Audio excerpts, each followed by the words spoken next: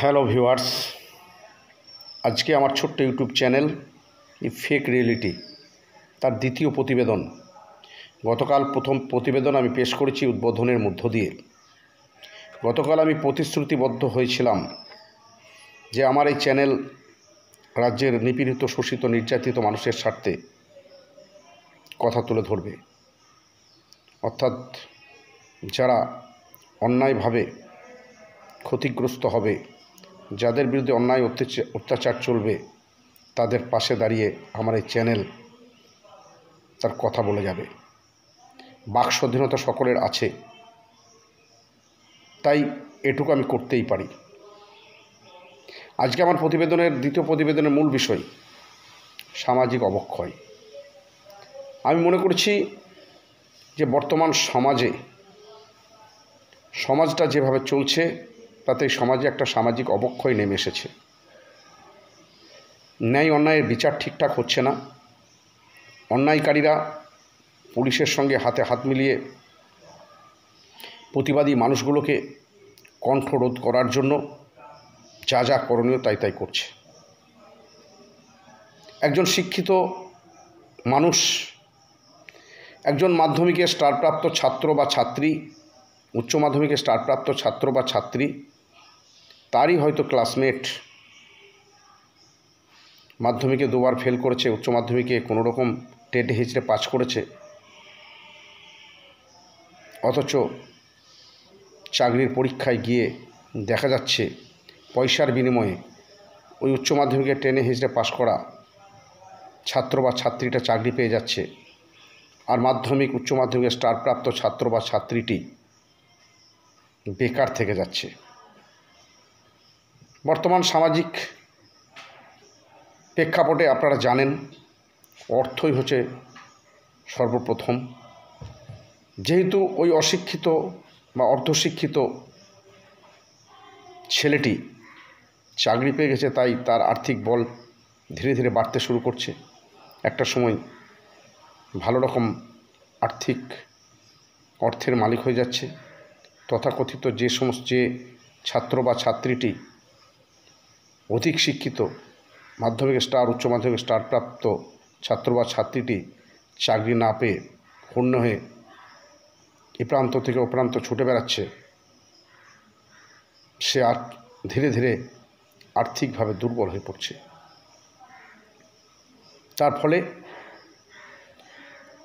তারই classmate, batchmate তার কাছে তাকে যেতে হচ্ছে বিভিন্ন বিষয় নিয়ে। আজকে অবাক হবেন না,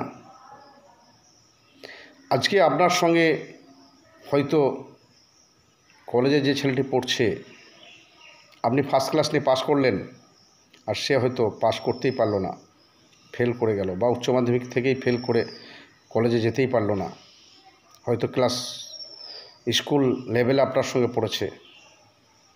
তাকে দেখে আপনি অবজ্ঞা করবেন না, কারণ দেখবেন সে হয়তো আগামী 2-4 বছরের মধ্যে কোনো এক রাজনৈতিক দলের নেতা সেজে বসে থাকবে। তখন আপনি আপনার ওই সার্টিফিকেটের বান্ডিলটা নিয়ে তার কাছে যাবেন, ভাই আমার এই কাজটা করে দাও। আবার তুমি বললেও তখন হয়তো সে রাগান্বিত হতে পারে, আপনি হয়তো বলতে হতে পারে। এই কথাগুলো বলছে এই কারণেই যে বাস্তব পরিস্থিতি আপনারা যদি একটু উপলব্ধি করেন, বর্তমান সমাজটা কিন্তু এভাবেই চলছে। শিক্ষিত মানুষ আজ রাস্তায় ঘুরে বেড়াচ্ছে, অশিক্ষিত বর্বররা অফিস আদালতে চেয়ারে বসে তারা ছড়ি ঘোরাচ্ছে। এই জায়গা থেকে সমাজটাকে বার করে নিয়ে আসার জন্য সাধারণ প্রগতিশীল নাগরিকের দায়িত্ব নিয়ে কাজ করতে হবে। আগামী দিনে যদি আমরা, বিশেষ করে যারা প্রগতিশীল নাগরিক আছেন, সুশীল সমাজ আছেন, যারা শিক্ষিত মানুষ, যারা ভাবছেন যে অন্যায়টা হচ্ছে তো অন্যের উপরে হচ্ছে, আমার উপরে কিছু হয়নি, চুপ করে আছেন, ভুল করছেন, একদিন আপনার উপরে অন্যায় হবে। তাই যে সমাজে সামাজিক অবক্ষয় নেমে এসেছে, এই অবক্ষয় দূর করার জন্য আমি আমার এই চ্যানেলের মাধ্যমে আপনাদের কাছে আবেদন রাখছি, নিজ নিজ এলাকায় অন্যায়ের বিরুদ্ধে অন্ততপক্ষে প্রতিবাদটা করুন। একটা কথা আছে, অন্যায় যে করে আর অন্যায় যে সহে দুজনেই সম অপরাধী। অন্যায় করাটা যেমন অপরাধ, চোখের সামনে অন্যায় হতে দেখে তার প্রতিবাদ না করাটাও অপরাধ। তাই আমি আমার এই চ্যানেলের মাধ্যমে লাগাতার এই যে সামাজিক অবক্ষয়ের বিরুদ্ধে প্রতিবেদন পেশ করে যাব এবং সাধারণ মানুষকে সচেতন করার চেষ্টা করব। যদি কেউ মনে করেন যে আমার কথাগুলোকে কিছুটা হলেও গুরুত্ব দেওয়া প্রয়োজন আছে, আপনারা দেবেন আশা করি। আর যদি মনে করেন না প্রয়োজন নেই, দেবেন না, এড়িয়ে যাবেন। সবশেষে আমি সমস্ত রাজ্যবাসীর কাছে নিজ নিজ এলাকায় পরিবেশ পরিস্থিতির উপর নজর রেখে অন্ততপক্ষে মানুষ যেভাবে একেবারেই অন্যায়ের বিরুদ্ধে মুখ খোলা বন্ধ করেছেন, সেই জায়গা থেকে অন্যায়ের বিরুদ্ধে এগিয়ে আসুন, প্রতিরোধ গড়ে তুলুন।